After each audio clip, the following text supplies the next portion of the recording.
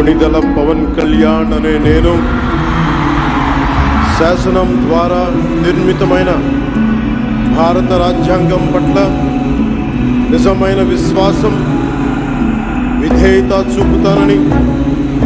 భారతదేశ సార్వభౌమాధికారాన్ని, సమగ్రతని కాపాడుతానని,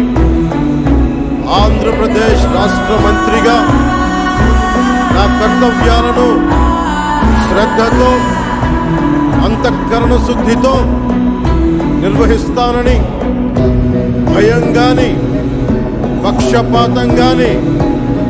రాగద్వేషాలు గాని లేకుండా రాజ్యాంగాన్ని, శాసనాలని అనుసరించి ప్రజలందరికీ న్యాయం చేకూరుస్తానని దైవ సాక్షిగా ప్రమాణం చేస్తాను.